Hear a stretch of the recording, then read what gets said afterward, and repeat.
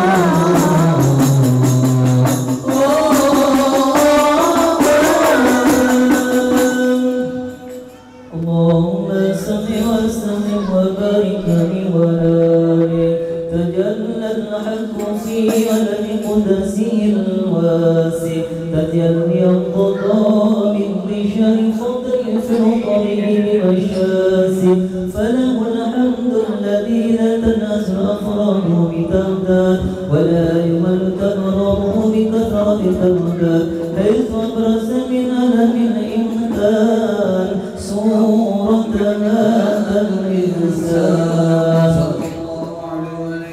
لتشرف بوجوده الثقلان وتنتشر أسراره في الأقوال فما من سر اتصل به قلب منيب إلا من ثواب فضل الله على هذا الحبيب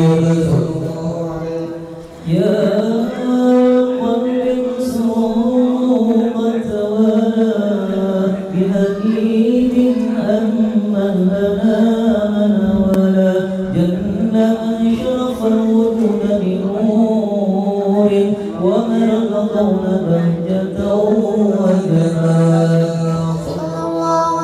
قد ترقى في الحسن أعلى مقام وتنهى في مجده وتعالى لا غدره الغيوم في مثله بشرا كاملا يزيغ الضلال وهو ينفق لما قد رأت رفته في شؤوني وكمالا فسبحان الذي أبرز من حضرة الامتنان ما يعجز عن وصفه اللسان ويهاب في تأمل معانيه الجنان انتشر منه في ألم البطون والظهور ما منع الوجود الخلق ينور فتبارك الله من إله كريم بشرتنا آياته في الذكر الحكيم ببشارة لقد جاءكم رسول من أنفسكم عزيز عليه ما عنتم حريص عليكم بالمؤمنين رؤوف رحيم فمن فاجأته هذه البشارة وتلقاها بقلب سليم فقد هدي إلى صراط مستقيم اللهم صل وسلم أشرف الصلاة والتسليم على سيدنا ونبينا محمد الرؤوف الرحيم اللهم صل وسلم وبارك عليه وعلى آله وأشهد أن لا إله إلا الله وحده لا شريك له شهادة تعرف بها اللسان أما تضمنه الجنان من التصديق بها والإذعان تثبت بها في الصدور من الإيمان قواعد وتلو على أهل اليقين من ذلك الإذعان وتصديق شواهد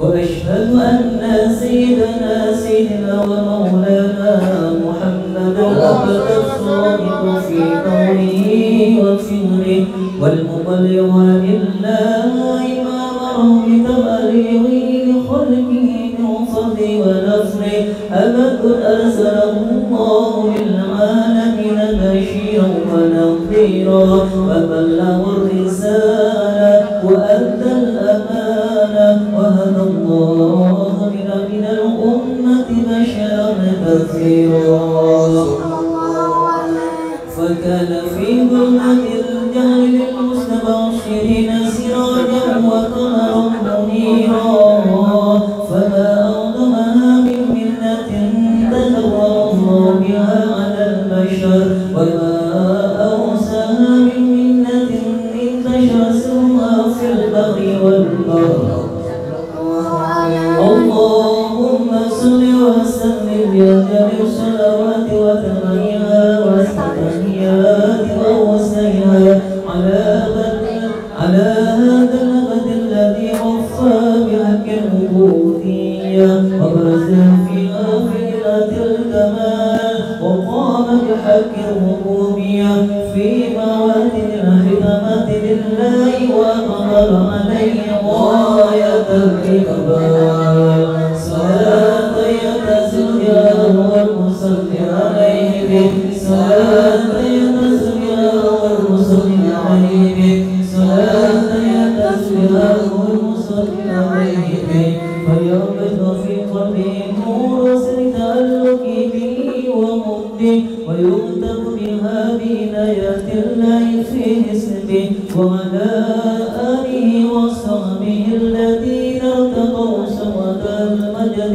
بقربه وتفيروا لأشراف الأصل وده وحبه وأثر الأقوال بمجد ذكراه النسيم اللهم صل وسلم أشرف الصلاة والتسليم على سيدنا ونبينا محمد الرؤوف الرحيم اللهم صل وسلم وبارك عليه وعلى آله كيف واستميني يا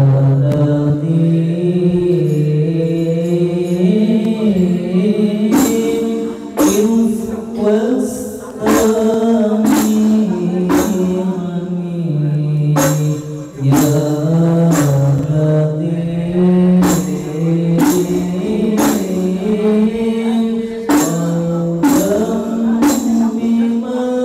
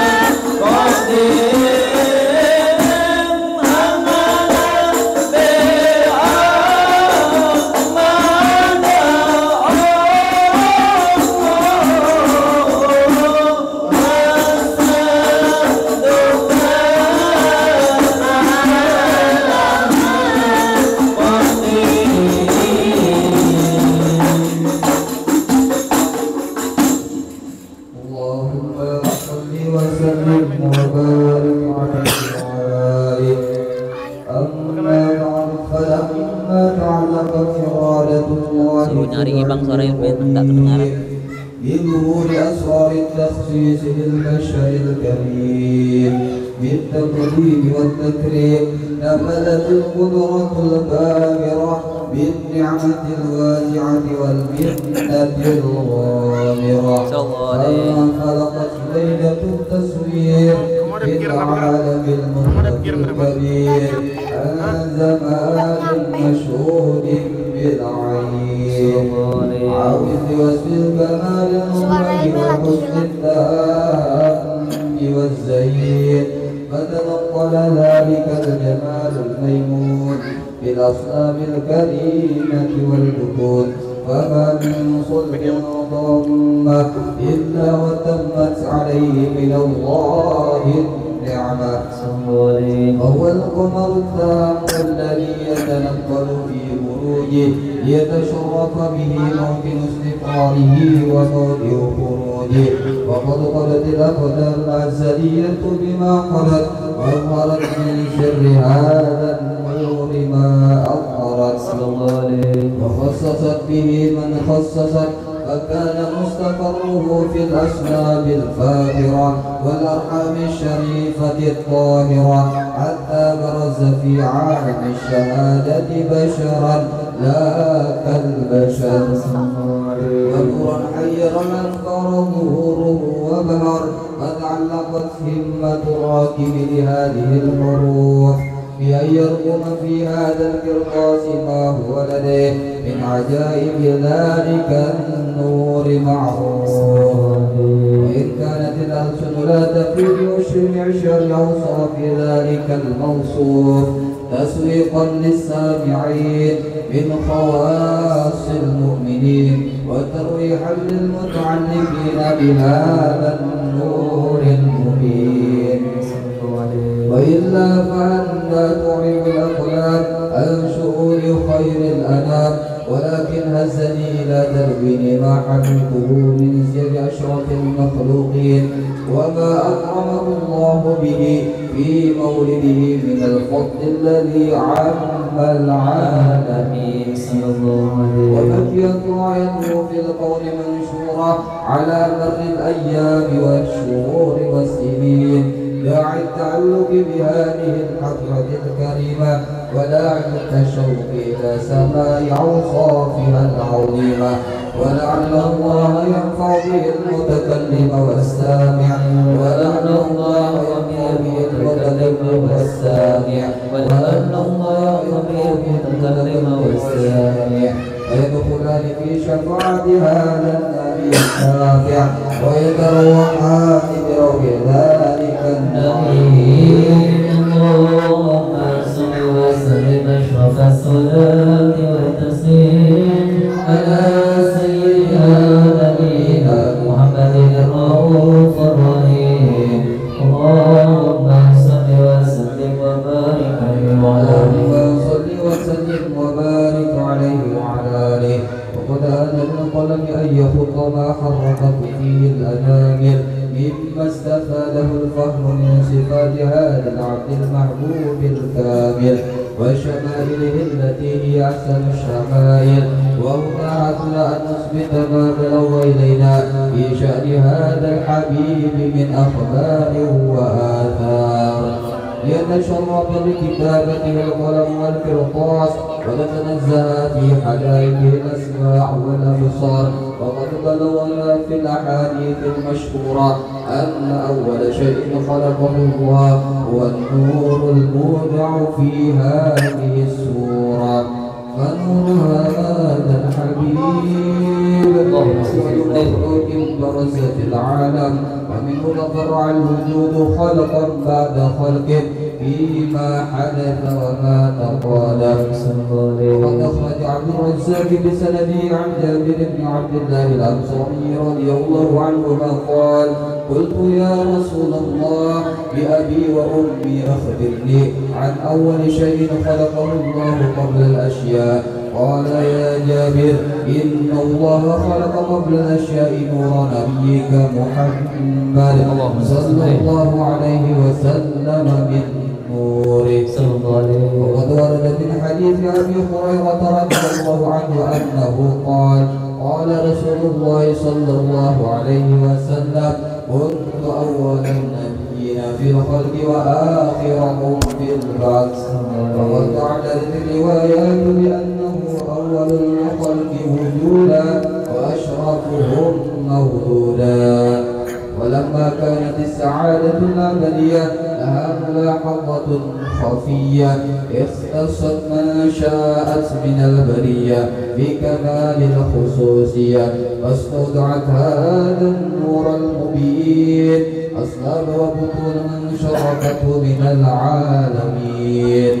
فتنقل هذا النور من صلب آدم ونوح وإبراهيم حتى أوصلته يد العلم القديم إلى من خصصته بالتكريم أبيه الكريم عبد الله بن عبد المطلب ذي القدر العظيم وأمه التي هي في المخاوف آمنة السجدة الكريمة آمنة. فتلقاه صلب عبد الله فألقاه إلى بطنها فضمت عرشه وبعونة الله محافظة على حق هذه الدرة وصومها.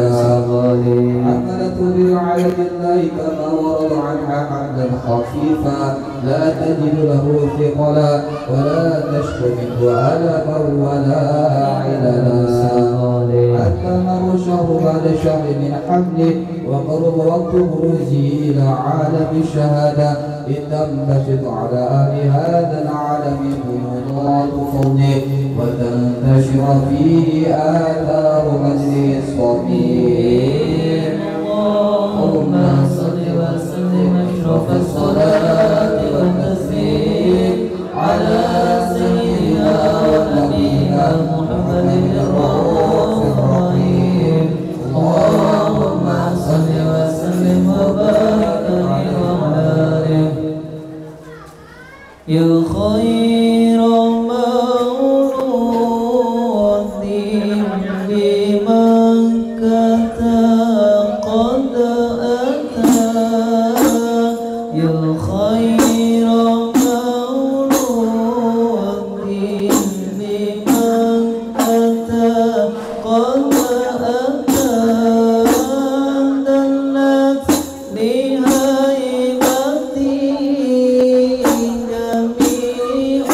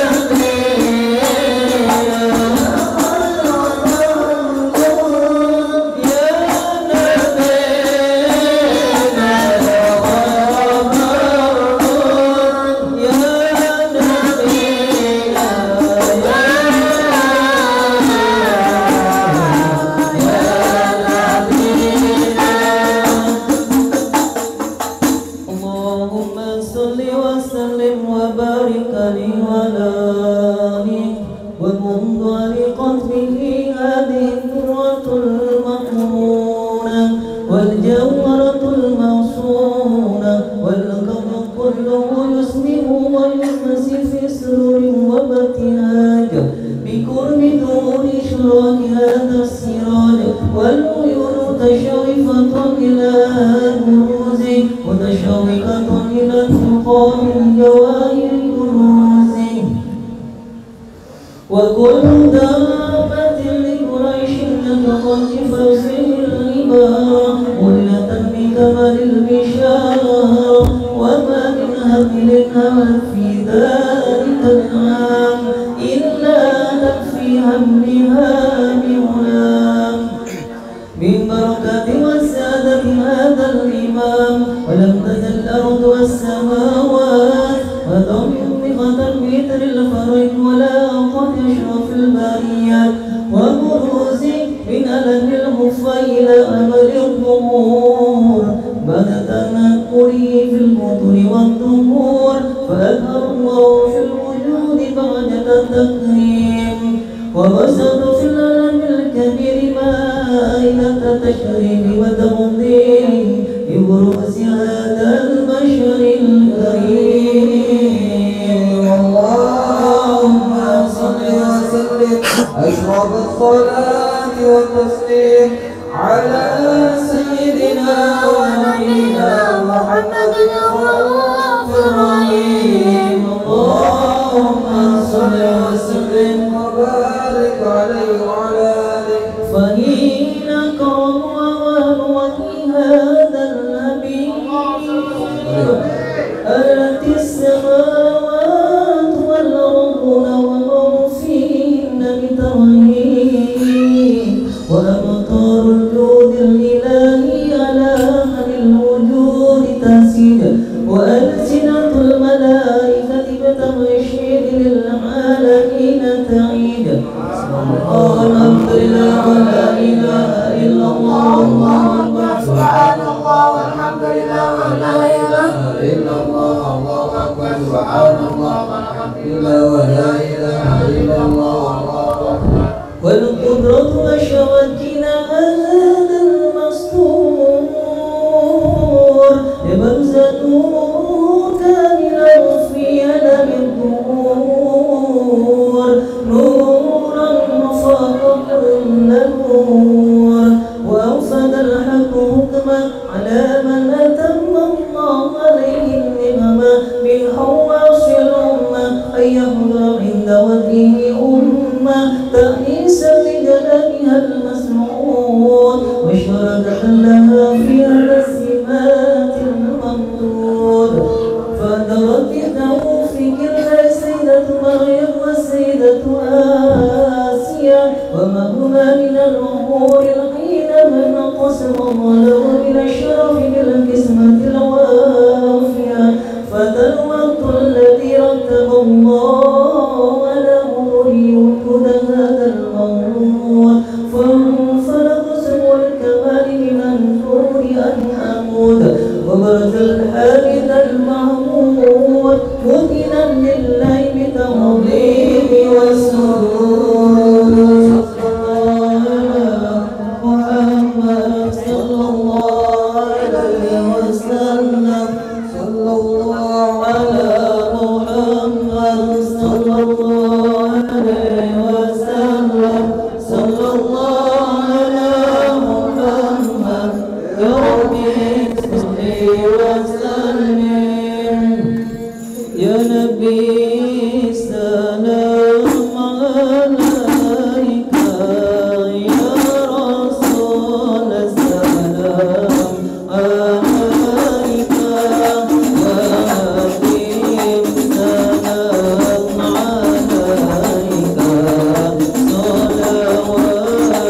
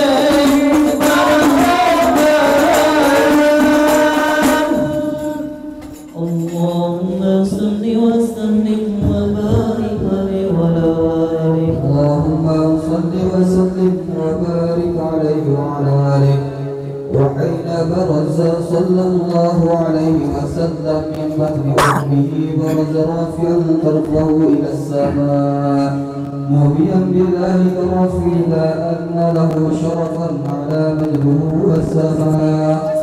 وكان وقت مولد سيد الكونين من الشهور شهر ربيع الأول ومن الأيام يوم الاثنين وموضع ولادته وقبره بالحرمين.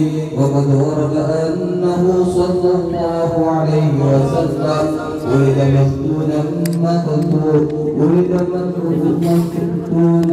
مكهولا مقطوع السرة تولى ذلك لشرف عند الله أيدي القدرة. ومع بروزه إلى هذا العالم ظهر من العجائب ما يدل على أنه أشرف المخلوقين وأفضل الحبائب. وقد ورد عن عبد الرحمن بن عوف عن أمه الشفاء رضي الله عنهما قالت لما ولدت آمنة رضي الله عنها رسول الله صلى الله عليه وسلم وقع على يدي فاستهل فسمعت قائلا يقول رحمك الله أو رحمك ربك. قالت الشفاء فأضاء له ما بين المشرق والمغرب حتى نظرت إلى بعد كسور الروم. قالت ثم ألبسته وأرجعته فلم أنسب أن غشيتني بوسط ظلمة وعروب وشعيرة عن يميني فسمعت قائلا يقول أين ذهبت به؟ قال إلى المغرب وأسفر ذلك عني ثم عاودني الرعب والظلمة والشعيرة عن يساري فسمعت قائلا يقول أين ذهبت به؟ قال إلى المشرق. قالت فلم يزل الحديث مني على بال حتى ابتعثه الله فكنت من أول الناس إسلاما. وقد ترجمت السنة من عظيم المعجزات وباهر الآيات البينات بما يقضي بعظيم الشرف عند الله وأن عين عنايته في كل حين ترعى وأنه الهادي إلى الصراط المستقيم. اللهم صل وسلم أسرد الصلاة والتسليم على سيدنا ونبينا محمد الرؤوف الرحيم. اللهم صل وسلم وبارك عليه وعلى آله.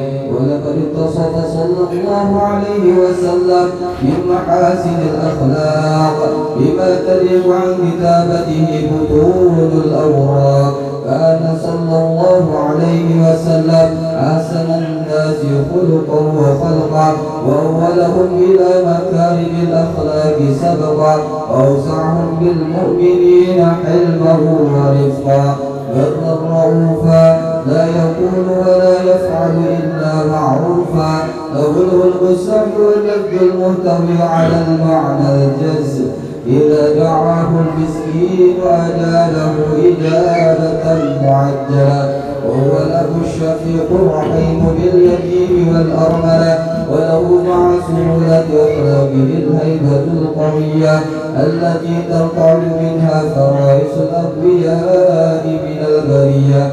ومن نشأته تعمر بالطرق والمنازل وبأرض ذكره تطيبت المجالس والمحافل. فهو صلى الله عليه وسلم جامع الصفات الكمالية والمنفرد في خلقه وخلقه بأشرف خصوصية. فما من خلق في البرية محمود إلا وهو متلقى عن زين الوجود. أجملت في وصف الحبيب وشأنه ولو العلا في مجده ومكانه. أوصاف العز قد تعالى مجدها أخذت على نجمسها بعينانه. وظلم بسط القلم في تنوين ما أفاده العلم بوقائع مولد النبي الكريم وحكاية ما أكرم الله به هذا العبد المقرب من التكريم والتعذيب والخلق العظيم. فحسن مني أن أمسك عنة الأقلام في هذا المقام وأضع السلام على سيد الأنام. السلام عليك أيها النبي ورحمة الله وبركاته. السلام عليك أيها النبي ورحمة الله وبركاته. السلام عليك أيها النبي ورحمة الله وبركاته. وبذلك يحسن الختم كما يحسن التقدير فعليه أفضل الصلاة والتسليم. اللهم صل وسلم أشرف الصلاة والتسليم على سيدنا ونبينا محمد الرؤوف الرحيم. اللهم صل وسلم وبارك عليه وعلى آله. الفاتحة.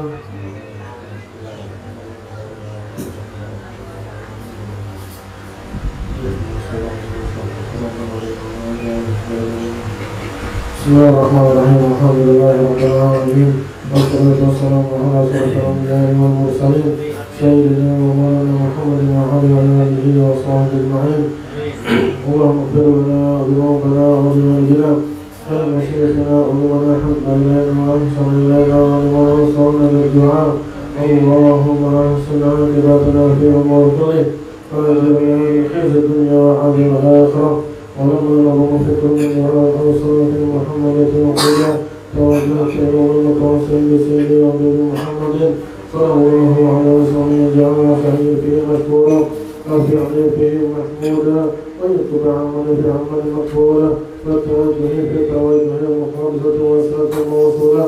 اللهم يا من إليك توجه الأمر فتعود ظاهرا فعلى بعزتك تحت حركة الشأن وخيرك ظاهرا نتوجه إليك فأشرف واصل إليك سيد المرسلين عبدك وصالح الأمين سيدنا محمد الذي عمل رسالة العالمين وتصلي وتسمع تكبات الكلام استودع أمانتك وحفظ سيف وحفظ آياتك ودعوتك شهادة النبي الأكبر المحمد لك ومقصص بشرف الأبقار في كل موطن من مواطن ومظهر واصل عن ذلك في عبادي وساقف وسع شريك عظيم داري سيدي القومين وأشراف الثقلين عبد العبد المحبوب الخالص المخصوص من كتاب الخصائص. اللهم صل وسلم عليه وعلى آله وأصحابه وأهل حضرة ربنا أحبابه. اللهم إنا نقدم إليك الجهل هذا النبي الكريم نتوسل إليك بشرف المقام العظيم أن ترحبنا في حركاتنا وسكناتنا بعين عنايتك وأن تحفظنا في جامع أطوارنا تقربتنا في جامع الرعاية بحسن الغايات أن تبلغنا من شرف قرب إليك وإلى هذا الحبيب غاية أملنا أن تقبل منا ما تحركنا في منيات وعملنا واجعلنا في حضرة هذا الحبيب من الحاضرين وفي طريق اتباعه من السالكين ولحقك وحقه من عبدك ولحمدك من الحافظين. اللهم إنا نطمع شهر رحمتك فلا تهلكنا واذكرنا الجنة يا وسعتك فلا تخيبنا. آمنا بك وبرسلك وجعلنا الدين وتوجهنا به إليك مستشفعين أن تقابل المذنب منا بالغفران أن تقابل المذنب منا بالغفران أن تقابل المذنب منا بالغفران.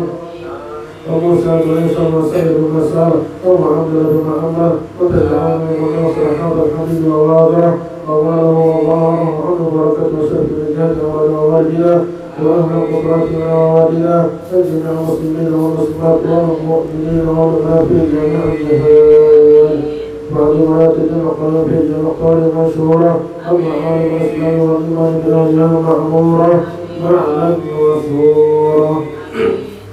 واغفر مكروبة المكروبين واقضي ليل المدينين واغفر للمذنبين وتقبل توبة التائبين.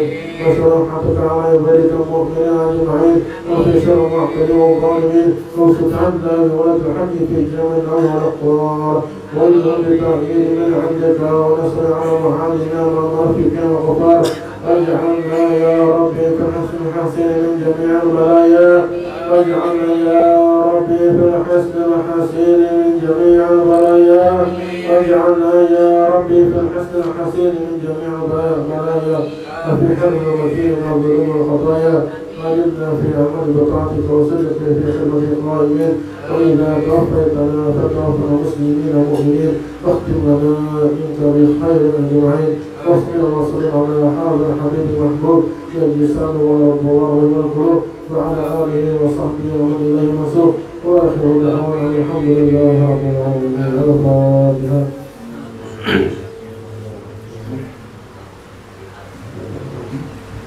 Malam ini kita minta baca Yasin untuk tuan guru kita Kiai Haji Fathur Rahman supaya beliau disembuhkan dari penyakit beliau dan diangkat seluruh penyakit beliau dan dipanjangkan umur beliau. Dan juga kita niatkan juga membaca Yasin untuk negeri kita Indonesia yang lagi genting-gentingnya ini. Ya, Bismillahirrahmanirrahim.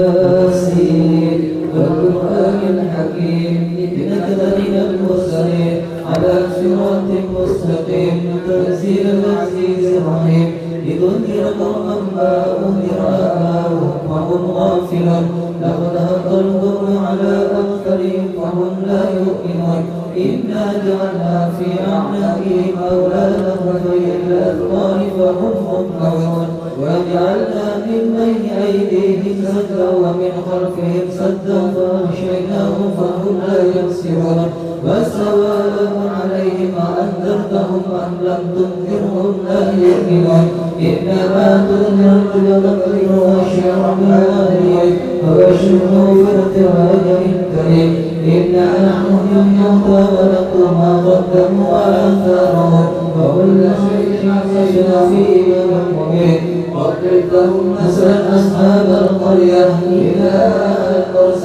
إذ أرسلنا إليهم اثنين فكذبوهما فعززنا بثالث وقالوا إنا إليكم مرسلون قالوا ما أنتم إلا بشر مثلنا وما أنزل الرحمن من شيء إن أنتم إلا تكذبون قالوا ربنا يعلم إنا إليكم لمرسلون وما علينا إلا البلاغ المبين قالوا إنا تطيرنا بكم لئن لم تنتهوا لنرجمنكم وليمسنكم منا عذاب أليم قالوا طائركم معكم إن ذكرتم بل أنتم قوم مسرفون وجاء بالعصا المدينة برجل يسعى قال يا قوم اتبعوا المرسلين اتبعوا ما يسألكم أجرا وهم مهتدون وما لي لا أعبد الذي فطرني وإليه ترجعون أتخذ من دونه آلهة إن يردني الرحمن بضر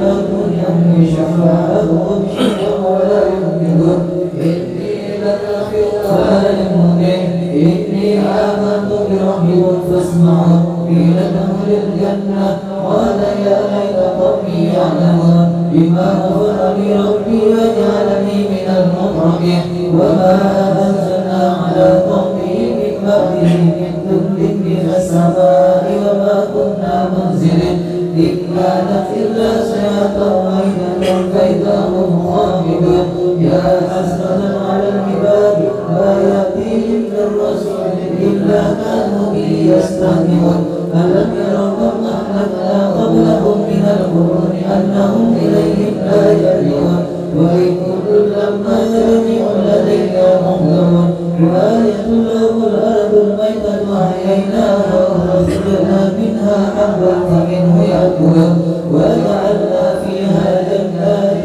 من نخيل وأعناب وفجرنا فيها من العيون ليأكلوا من ثمره وما عملت أيديهم أفلا يشكرون سبحان الذي خلق الأزواج كلها مما تنبت الأرض ومن أنفسهم مما لا يعلمون وآية لهم الليل نسلخ منه النهار فإذا هم مظلمون الشمس تجري لمستقر لها ذلك تقدير العزيز العليم والقمر قدرناه منازل حتى عاد كالعرجون العظيم لا الشمس ينبغي لها أن تدرك القمر ولا الليل سابق النهار وكل في فلك يسبحون وآية لهم أنا حملنا ذريته في الفلك المشهور وخلقنا لهم من مثله ما يركبون وإن نشأ نورهم فلا صريخ لهم ولا هم ينقذون إلا رحمة منا ومتاعا إلى حين وإذا قيل لهم اتقوا ما بين أيديكم وما خلفكم لعلهم ترحمون وما تأتيهم من آية من آيات ربهم إلا كانوا عنها معرضين وإذا قيل لهم أنفقوا مما رزقهم الله قال الذين كفروا للذين آمنوا أنفقوا بل يشاء الله رحمه إن أنتم إلا في ضلال مبين ويقولون متى هذا الوعد إن كنتم صادقين ما ينظرون إلا سنة واحدة تأخذهم وهم يحسبون فلا يستطيعون موسطا ولا إلى أهلهم يرجعون ولقد استخرجناهم من الأجداث إلى ربهم ينزلون قالوا يا ويلنا ما فعلنا وقدنا هذا الرحمن وصدق المرسلون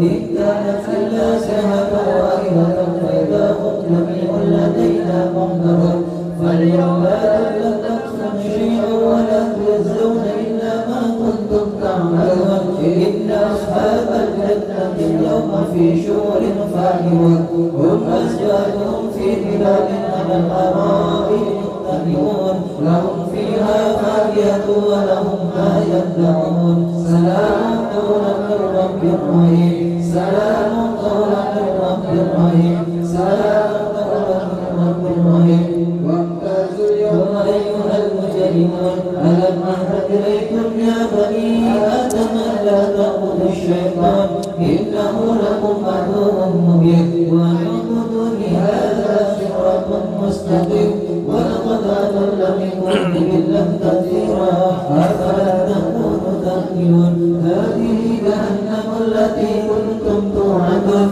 اصلوها اليوم بما كنتم تكفرون اليوم نختم على أفواههم ونغلقنا أيديهم وتشهد أرجلهم بما كانوا يكسبون ولو نشاء لمسنا على أعينهم فاستبقوا الصراط فأنى يبصرون ولو نشاء مسخناهم على مكانتهم فما استطاعوا مضيا ولا يرجعون وما نزلت في الخلق أفلا يعقلون وما علمناه الشعر وما ينبغي له إن هو إلا ذكر وقرآن مبين لينذر من كان حيا ويحق القول على الكافرين أولم يروا أنا خلقنا لهم مما عملت أيدينا أنعاما فهم لها مالكون وذللناها لهم ومنها ركوبهم ومنها يأكلون ولهم فيها منافع شاربة أفلا يشكرون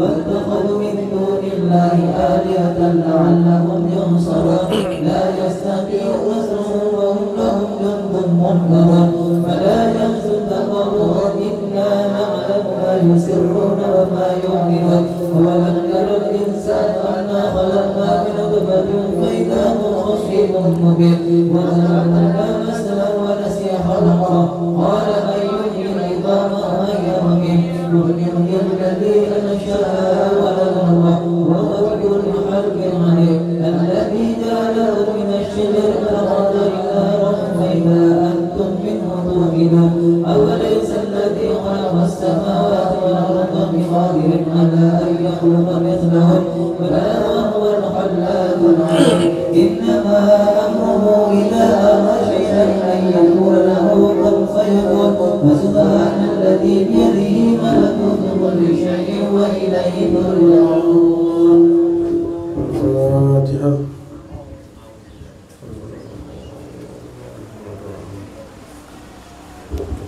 Tes 1, 2, 3. Jelas lah, di luar jelas lah. Ehonya. Tes. Nah, masih ada yang ehonya. Tes 1, 2, 3. Pas kan sudah? Dalam pas kan? Dalam. Di luar apa? Bismillahirrahmanirrahim. Assalamualaikum warahmatullahi wabarakatuh.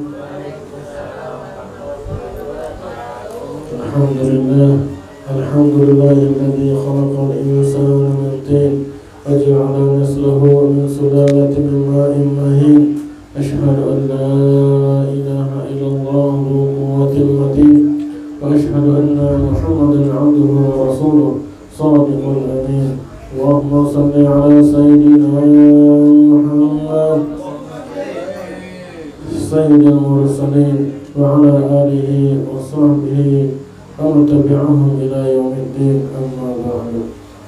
Alhamdulillah, malam hari ini kita telah dikumpulkan di Majelis Ta'lim Mubarakah yang kami hormati para sesepuh Citra Niaga, khususnya Bapak Haji Warsono dan Bapak Haji Bahrani dan seluruh sesepuh Citra Niaga dan juga para habaib, khususnya Habib Husain Al-Idrus dan Habib Ihsan. Ya, Habib Ihsan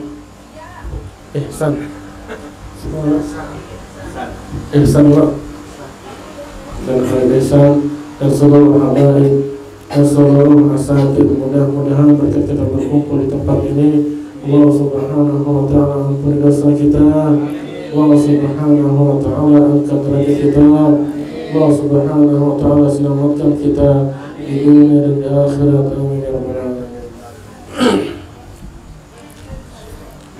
Masya Allah, pada beberapa hari ini kita menyaksikan di TV bagaimana kejadian di Indonesia, demo di mana-mana, ya Allah.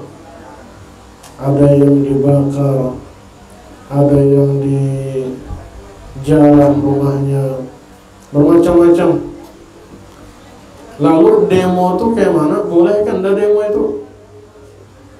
Demo itu boleh, cuma dengan syarat harus damai.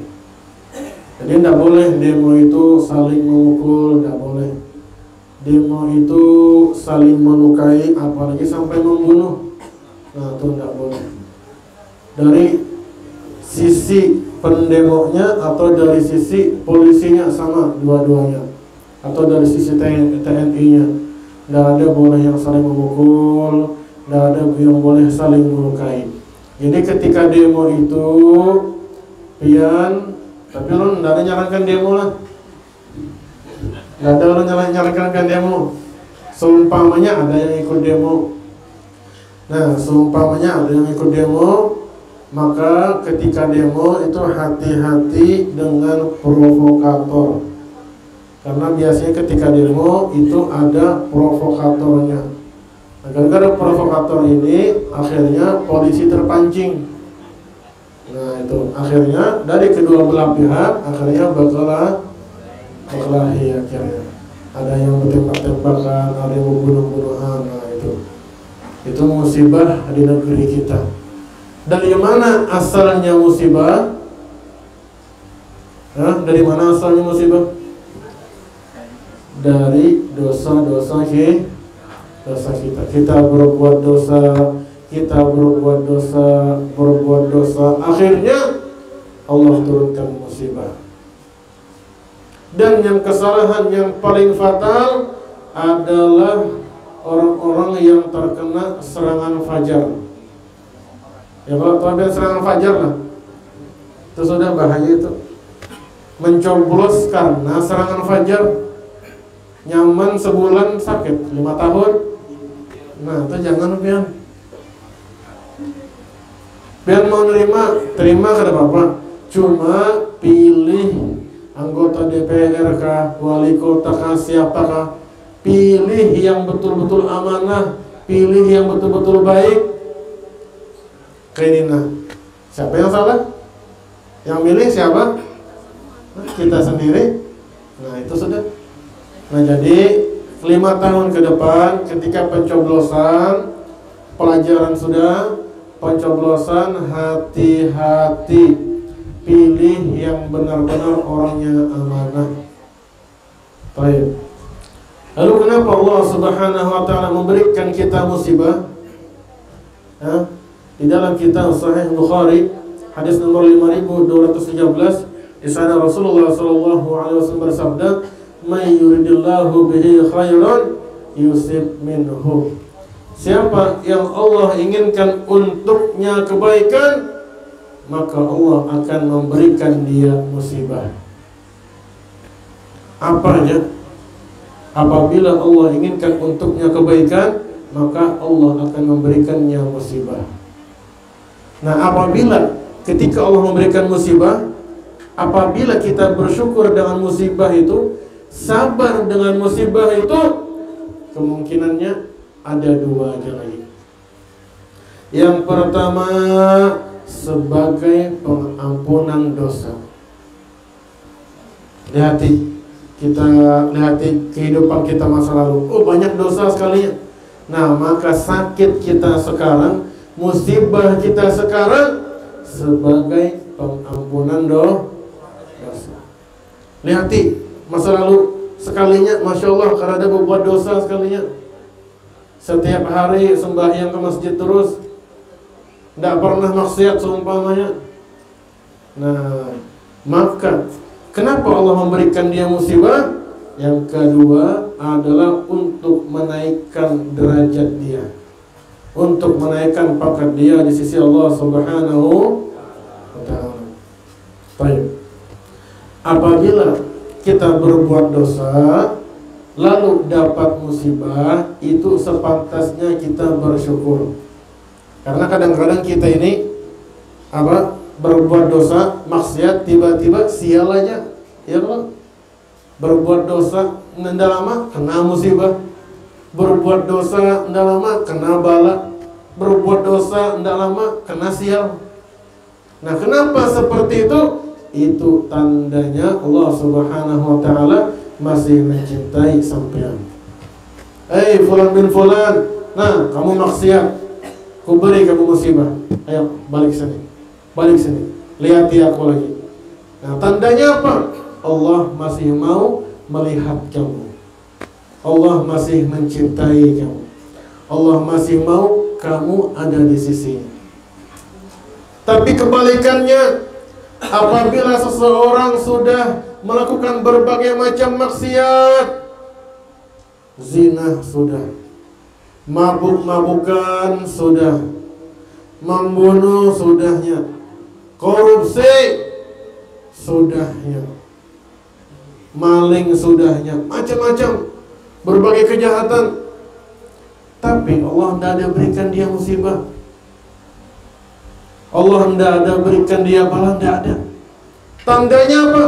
Tandanya Allah Subhanahu wa ta'ala sudah tidak cinta lagi dengan kamu, sudah tidak mau lagi melihat kamu. Berjauh. Malahan semakin dia maksiat, semakin lancar rezekinya. Di dalam surah Al-An'am ayat 44, di sana Allah Subhanahu wa ta'ala berfirman, falamma nasu ma dzukira bihi, dan manakala mereka itu lupa dengan apa yang kami peringatkan dia untuk sholat, tidak dikerjakannya. Kami peringatkan dia untuk bayar zakat, tidak didengarkannya. Kami peringatkan dia untuk tidak berzina, untuk tidak korupsi, untuk tidak maling, tidak didengarkannya. Apa kata Allah? Fatahna abwaba kulla syai'. Kami buka seluruh pintu kesenangan. Bayangkan aja.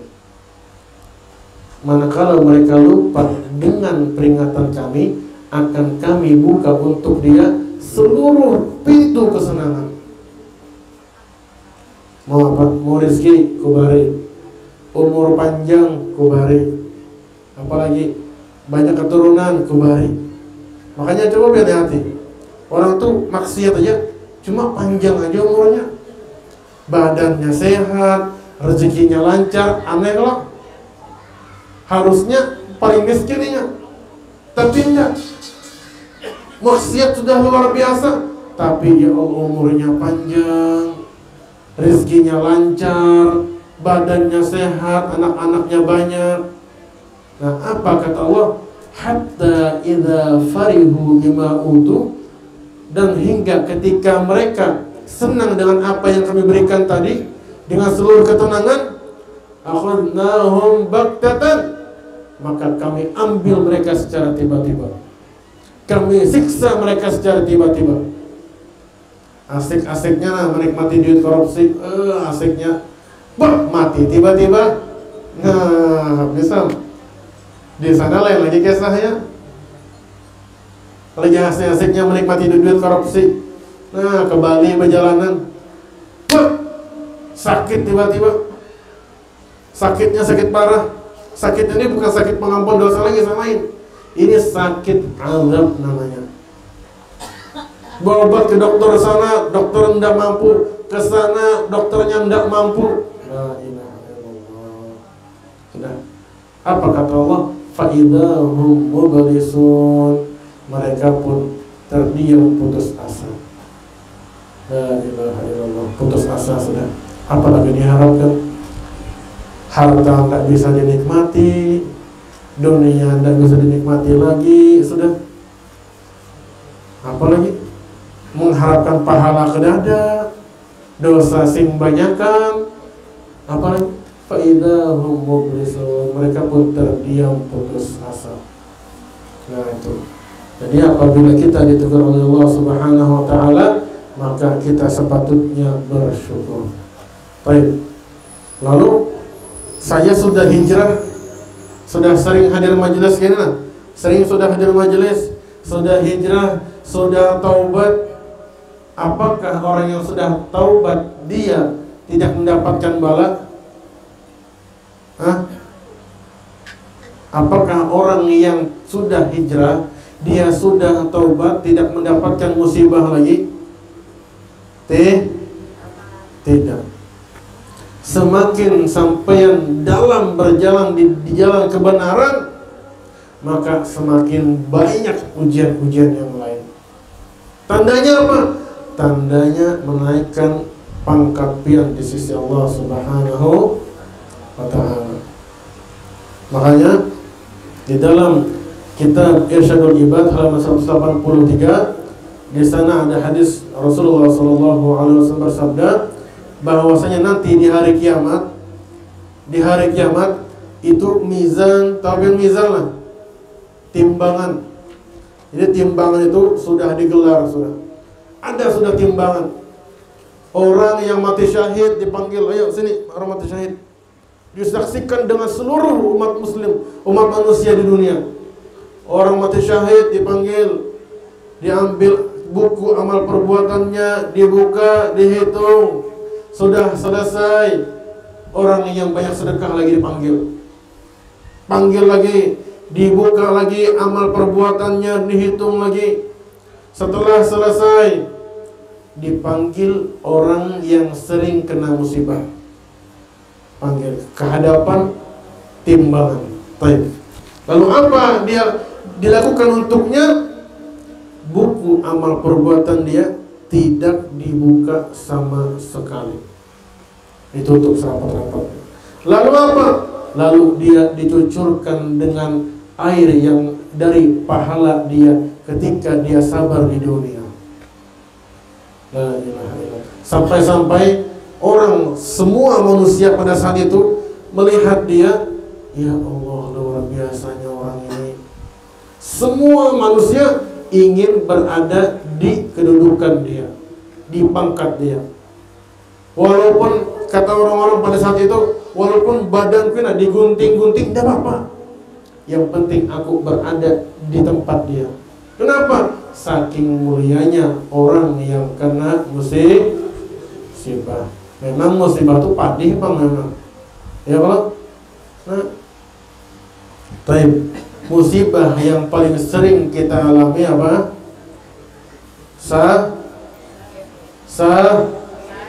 Sakit. Ada yang sakit gigi, ya kalau sakit apa lagi? Sakit kepala, akhirnya teguh. Apalagi sakit demam. Ada yang sakit hati. Bahasa gaulnya tuh galau. Ini yang kai-kai, yang nenek-nenek masih coba galau-galauan lah.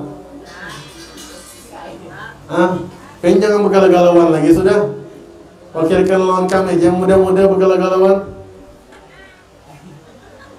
Ya yang tuha-tuha, yang kai-kai jangan begalau-galauan lagi sudah. Baik.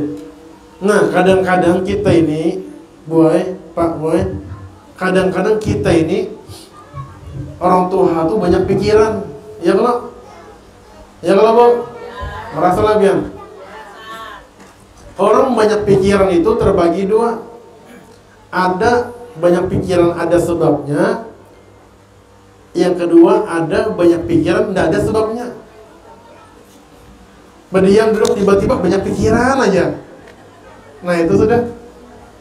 Berdiam duduk nonton TV padahal langsung galau aja tiba-tiba ibu-ibunya. Datang laki menyenyari aja langsung di rumah. Nah itu sudah. Nah ulun beri tips, tips cara penyembuhannya.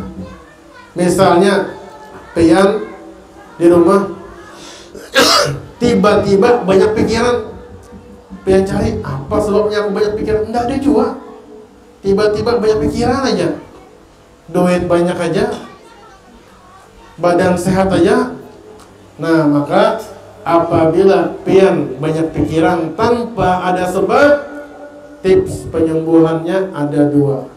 Yang pertama, pian harus tahu siapa yang memberikan pian banyak pikiran. Siapa? Allah Subhanahu ta'ala. Tahu sudah. Yang kedua, pian introspeksi diri. Periksa di kebelakangnya yang lalu-lalu. Oh, sekalinya apabila ada berbuat dosa, maka ini sebagai pengampunan dosa. Periksa. Oh, ada sekalinya dosaku 2 hari yang lalu menendang anak orang, berkamih di muka rumah, kok tendangnya. Misalnya. Nah, dosa juga. Nah, maka apa tadi? Banyak pikiran kita tadi itu sebagai pengampunan dosa kita yang telah lalu. Jadi dua aja. Itu apabila banyak pikiran tidak ada sebabnya. Baik. Yang kedua, apabila banyak pikiran ada sebabnya. Contohnya seperti apa? Seperti sakit seumpamanya, seperti sakit kencing manis misalnya. Baik. Apa tipsnya supaya kita bisa sabar, supaya kita bersyukur? Tipsnya apa? Yang pertama, seperti tadi juga, kita harus tahu siapa yang memberikan kita penyakit. Allah Subhanahu. Lalu kita flashback kembali lagi, kita lihat di masa lalu kita lagi. Oh, ternyata aku melakukan dosa. Maka penyakit ini untuk pengampunan dosa kita. Periksa tidak ada dosa sekalinya. Nah, maka penyakit ini untuk mengangkat derajat kita. Yang ketiga, banyak-banyak berdoa dan ikhtiar. Berdoa, bangun tengah malam doa. Selain berdoa, ikhtiar, pian usahakan juga. Pergi ke dokter. Dokter, apa obat kencing manis? Diberi dokter. Nah, dokter, ini obatnya. Dengan syarat jangan minum teh es. Oh iya dokter, ulun ke minum teh es, tapi makan permen. Sama aja juga. Nah, mau teh es mau permen sama aja. Intinya jangan yang manis-manis, cari dokter. Nah, ikuti apa kata dokter. Jadi berdoa dan ikhtiar. Kenapa? Karena sakit di dalam Islam bukan sesuatu yang biasa-biasa saja. Kita menganggap orang-orang sakit-sakit itu biasa-biasa aja loh. Nah, di dalam kitab Mu'jamus Shaghir At-Tabrani juz 1 halaman 37, di sana Rasulullah sallallahu alaihi wasallam bersabda, "Idza maradal 'abdu thalathata ayyam," jikalau seorang hamba sakit selama 3 hari, kharaja min dzunubi kayaumi waladathu ummuhu, maka keluar dosa dia, diampuni dosanya. Seperti apa? Seperti anak kecil yang baru dilahirkan. Baru 3 hari, apalagi sebulan, apalagi setahun. Nah, bersih benar orang itu. Luar biasa. Ada dulu sebuah kisah di dalam kitab Tuhfatul Mardiyah halaman 10. Jadi ada seorang arif billah. Orang arif billah ini dia itu suka mengembara, mendaki gunung, melewati lembah. Tuh hobinya itu. Jadi naik ke atas gunung, nanti melewati lembah lagi, nah macam-macam. Pas pada satu gunung, dia naik ke atas gunung, tiba-tiba di atas gunung ada sebuah gubuk. Jadi ada sebuah gubuk, dia kira kosong gubuk itu. Dia masuki gubuk itu. Sekalinya di dalam gubuk itu dia temukan ada orang tua, matanya buta, tangannya terpotong, kakinya terpotong, dan juga badan dia itu dikerumuni oleh ulat, dikerumuni oleh belatung-belatung, dan dikerumuni oleh lalat. Bayangkan, kurang apa lagi musibahnya. Mata buta, tangan terpotong, kaki terpotong, dikerumuni belatung lagi sama lalat. Dikira orang ini, kai-kai ini meninggal, sudah sisa bangkai aja lagi. Sekalinya kai-kai ini berpandir, alhamdulillah, yang mana Allah telah memberikan aku nikmat yang tidak diberikan nikmat kepada orang lain. Alhamdulillah, yang mana Allah telah memberikan kepadaku karunia yang tidak diberikan kepada orang lain. La ilaha illallah. Padahal dari atas sampai bawah semuanya musibah semua. Kenapa orang ini bisa bersyukur? Akhirnya orang arif billah ini tidak tahan lagi. Aku harus bertanya, kenapa dia bersyukur? Lalu dia datangi, oh hai kakek, kenapa engkau bersyukur tadi? Sedangkan aku melihatmu dari atas sampai bawah itu semuanya musibah semua. Kata kai-kai ini, kamu tidak melihatkah ya? Allah Subhanahu wa ta'ala telah memberikanku nikmat lidah yang selalu berzikir kepada Allah Subhanahu wa ta'ala. Apakah kamu tidak melihat? Allah Subhanahu wa ta'ala telah memberikanku hati, telah mengaruniakanku hati yang selalu bersyukur kepada Allah Subhanahu wa ta'ala, yang tidak dimiliki banyak orang di zaman sekarang. Karena itu apabila kita kena musibah, khususnya negeri kita sekarang lagi kena musibah, dan apabila kita kena suatu penyakit, maka kita bersyukur kepada Allah dan kita bersabar kepada Allah Subhanahu Ta'ala. Mudah-mudahan jika kita berkumpul di tempat ini, Allah Subhanahu Wa Ta'ala ampuni dosa kita, Allah Subhanahu Wa Ta'ala sembuhkan seluruh penyakit kita. Amin ya rabbal alamin. Baik.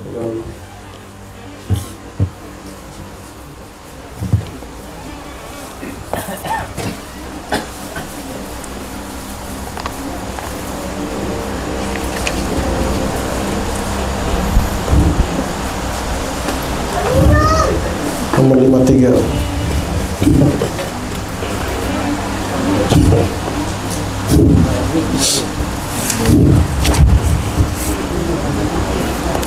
Halaman 53. Nomor 53. Nomor 53. Halaman 50.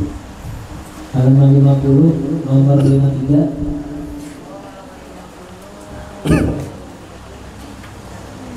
Bagaimana cara memakai siwak? Cara memakai siwak yang benar ialah: 1. Menggosok gigi secara melebar. 2. Menggosok lidah secara memanjang. 3. Memegang dengan tangan kanan, lalu dimulai dengan bagian mulut sebelah kanan, lalu digosok ke tengah. Kemudian dimulai dari sebelah kiri, lalu digosok ke tengah. Baik. Nomor 53. Bagaimana caranya memakai siwak? Nah, banyak orang memakai siwak. Awalnya nggak tahu caranya mana, sembarang aja. Nah, mau ke sini karena ke sini lagi, sembarang aja. Nah, maka di sini akan disebutkan bagaimana caranya memakai siwak sesuai dengan sunnahnya Rasulullah Sallallahu Alaihi Wasallam. Jawabannya, cara memakai siwak yang benar ialah yang pertama, menggosok gigi secara melebar. Nah, baik. Megang siwak yang mana? Kayak ini kan? Kayak ini kalau. Nah, pegang siwak seperti ini. Jempolnya pas di bawah kepalanya. Baik.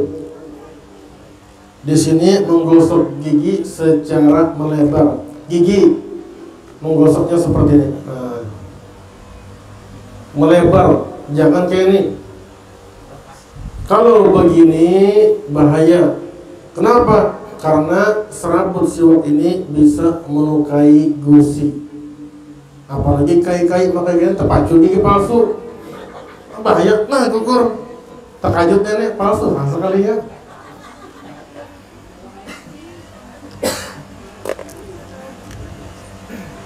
La ilaha illallah. Nah, jadi melebar ke samping. Nah, kayak nah, ke samping. Atau seperti angka 8 ya. Nah. Jadi mulainya sebelah kanan kalau itu nanti nomor 3. Taib, jadi untuk gigi melebar. Nah, seperti angka 8. Mulai sebelah kanan, turun dan kini, turun lagi ke bawah, kasihan lagi, naik lagi, turun lagi ke bawah. Nah, baik. Menggosok lidah nomor 2 lagi. Bagaimana caranya menggosok lidah? Yaitu dengan ke dalam. Nah, kena. Nah, ini lidah seumpamanya di kiri kanan. Nah, digosok lidah. Jadi untuk menghilangkan kotoran-kotoran yang ada di lidah supaya maksimal siwaknya dibuat berserabut gitu.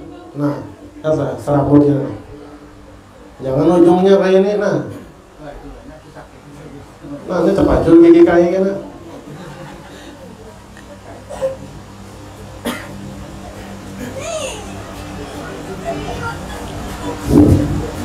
Yang kedua, yang pertama, jadi menggosok gigi secara melebar. Yang kedua, menggosok lidah secara memanjang ke dalam. Nah, baik. Yang ketiga, memegang dengan tangan kanan, lalu dimulai dengan bagian mulut sebelah kanan, lalu digosok ke tengah. Nah, dari sebelah kanan digosok ke tengah, kemudian dimulai dari sebelah kiri, lalu digosok ke tengah lagi. Nah, tengah ke ini, sebelah kiri, ke tengah lagi, ini ke tengah lagi, ke ini ke tengah lagi. Dari kanannya seperti yang kalapan. Nah, 3 kali, baru nanti pas di lidah baru memanjang ke ini. Nah, di hidung bang, jangan. Nah, jadi itu tata cara memakai siwak. Nomor 54 lagi. Nomor 54 halaman 51. Berapa ukuran siwak?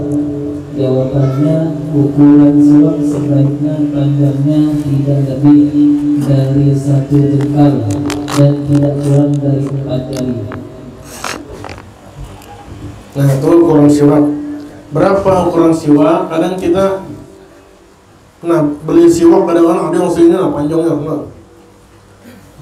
sepanjang-panjangnya. Ada yang bisa dipakai gesan tongkat siwaknya. Mana siwak yang kayak nih siwak kojarnya tongkatnya siwak. Ya jangan gitu. Jadi siwak yang sesuai dengan sunnah Rasul itu ukuran siwak sebaiknya panjangnya tidak lebih dari 1 jengkal. 1 jengkal kalau, nah lebih lah. Tidak. Nah jadi tidak lebih dari 1 jengkal. Dan juga tidak kurang dari 4 jari. Nah 4 jari. Nah kurang dari 4 jari lah. Nah tidak. Nah, jadi jangan ini siwak beli 1 bagi 2, jangan. Apalagi beli 1 bagi 3, wah tambahnya lagi. Nah, ayo beli 1, kita bagi-bagi bertiga. Nah, jangan kayak itu. Jadi 1 untuk sendiri. Jadi panjangnya jangan lebih dari 1 jengkal. Pendeknya jangan kurang dari 4 jari. Nah, itu ukuran siwak. Baik, 1 lagi terakhir. Nomor 55 nih. Selanjutnya nomor 55. Kapan waktu seseorang disunahkan memakai siwak? Jawabannya, disunahkan memakai siwak pada setiap waktu dan sangat dianjurkan ketika hendak berwudu, mandi tayamum, hendak salat sebelum takbiratul ihram, ketika akan membaca Al-Quran dan hadis, hendak zikir ketika ingin menguning, hendak masuk rumah, ketika bangun dari tidur, saat hendak tidur, dan ketika keadaan mulut berubah bau, warna serta rasanya. Nah, jadi kapan saja waktu disunnahkan untuk memakai siwak. Jadi orang sudah tahu, oh ini masya Allah sunnah. Taib. Apabila waktunya sunnah memakainya, tidak tahu lagi apabila waktunya. Nah, maka di sini disebutkan jawabannya disunnahkan memakai siwak pada setiap waktu. Nah, taib. Setiap waktu berarti setiap detik kita pakai siwak lah. Setiap hari kemana-mana kayak ini terus. Masuk WC berjualan gini terus. Nah, itu bukan maksudnya setiap waktu di sini apa? Kita mau duduk pakai siwak selesai. Mau buka toko pakai siwak dulu. Mau makan pakai sudah selesai makan pakai siwak lagi. Itu maksudnya. Kalau pengen pakai siwak ini terus nah, apabila pengen makannya. Ada waktu lagi. Nah, itu salahnya. Baik. Jadi maksudnya setiap waktu di sini, misalnya seperti kita mau duduk pakai siwak, mau naik motor pakai siwak, mau keluar rumah pakai siwak. Cuma ada waktu-waktu tertentu yang sangat dianjurkan sekali memakai siwak. ada waktu tertentu. Baik. Yang pertama itu ketika hendak berwudu. Nah, jadi apabila kita mau wudu, sangat dianjurkan sekali memakai siwak, karena siwak daripada sunnahnya wudu. Kayak minggu kemarin kita belajar, ketika kita berwudu makai siwak, kita memakai siwak ini berniatkan enggak? Hah? Iya, harus berniat. Cuma pas makai siwak ketika wudu, berniatkan enggak makai siwaknya? Hah? Nah, ternyata yang pada berniat tuh berarti kan ada hadir minggu kemarin tuh. Entar tergoreng kah biar nih. Nah, jadi apabila kita pakai siwak ketika ketika berwudu, maka tidak berniat lagi pakai siwaknya. Kenapa? Karena memakai siwak ketika berwudu itu sudah termasuk daripada niat sunnahnya wudu. Sudah dijelaskan minggu kemarin kok, gimana tata caranya kok. Nah, itu jadi kalau kalian mau tahu, tonton di channel YouTube kami. Jadi ketika berwudu, nah ketika mandi, ketika tayamum, ketika hendak sholat sebelum takbiratul ihram. Nah, ketika kita mau takbiratul ihram, sebelum takbiratul ihram kita memakai siwak dulu. Baik. Kalau sudah sembahyang, Pak, Allahu Akbar. Belum pakai siwak lagi. Kira-kira boleh lah pakai siwak? Hah? Itu akan dibahas di pertanyaan selanjutnya. Nomor 56 gitu ya.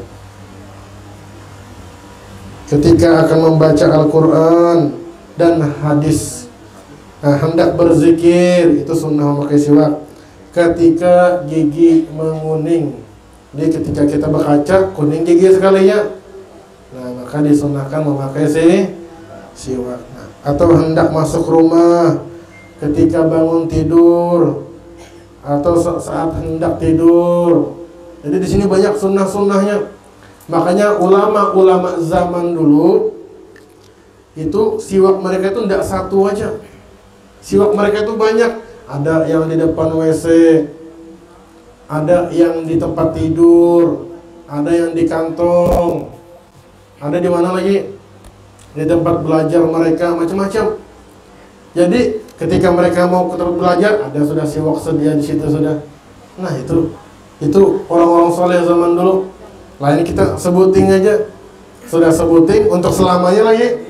Nah, itu. Ya Allah. Nah, hendak masuk rumah. Nah, ketika bangun dari tidur, saat hendak tidur itu disunahkan memakai dan ketika keadaan mulut berubah bau, warna serta rasanya. Nah, jadi itu waktu-waktu yang sangat dianjurkan sekali memakai siwak. Baik, mudah-mudahan berkat kita berkumpul di tempat ini, Allah Subhanahu wa taala ampuni dosa kita. Allah Subhanahu wa ta'ala angkat derajat kita. Allah Subhanahu wa ta'ala selamatkan kita di dunia dan di akhirat. Allahumma ja'alna minal ladzina yastami'una qawla wa yattabi'una ahsanahu. Wa sallallahu ala sayyidina Muhammadin wa ala alihi wa sahbihi wasallam. Subhana rabbika rabbil izzati amma yasifun wa salamun ala mursalin walhamdulillahi rabbil alamin. Ya Rabbi Mustafa balligh maqasidana waghfir lana ma madaya wasi'al karami. Ya Rabbi Mustafa balligh maqasidana waghfir lana ma madaya wasi'al karami. Ya Rabbi Mustafa balligh maqasidana waghfir lana ma madaya wasi'al karami. minkum